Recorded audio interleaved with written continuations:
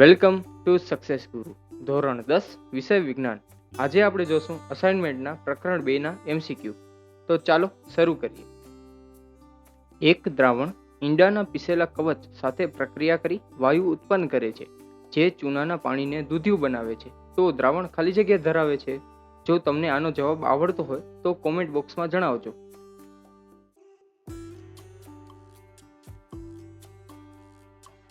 આનો સાચો જવાબ છે બી. નીચેના પૈકી કયો પદાર્થ મંદ એસિડ સાથે પ્રક્રિયા કરી કાર્બન ડાયોક્સાઇડ આપતો નથી?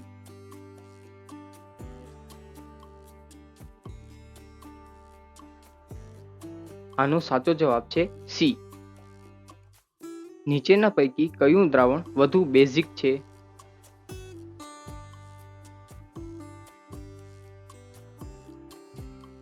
આનો સાચો જવાબ છે સી.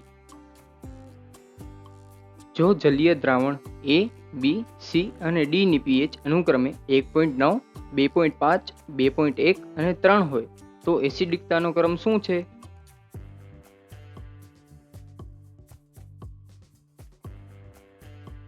આનો સાચો જવાબ છે સી. કયું દ્રાવણ તટસ્થ સ્વભાવ ધરાવે છે?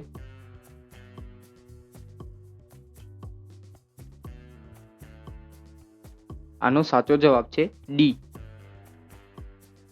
એસિડ સાથે ફિનોલ્ફથેલિન કયો રંગ આપે છે?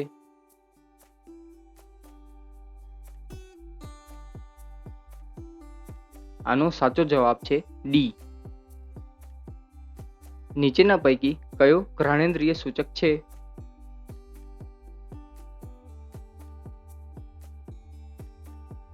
આનો સાચો જવાબ છે સી. એસિડ પ્લસ બેઝ જે નિપજ સાઇડ છે X પ્લસ વાય, તો X પ્લસ વાય શું થાય?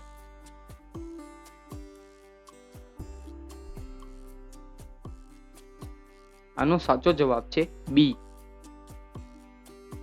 એક દ્રાવણ લાલ લિટમસને ભૂરું બનાવે છે, તો તેની પીએચ નીચેના પૈકી કઈ હશે?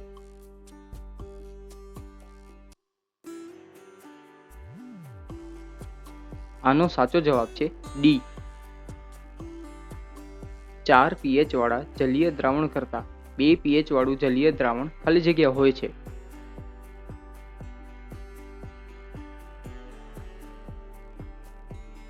આનો સાચો જવાબ છે સી. સ્ફટિક જળયુક્ત ધોવાના સોડાના 1 એકમ સૂત્રમાં પાણીના કેટલા અણુઓ હોય છે?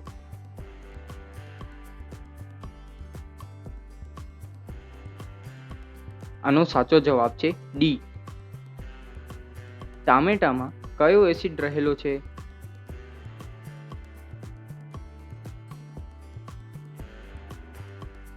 આનો સાચો જવાબ છે બી.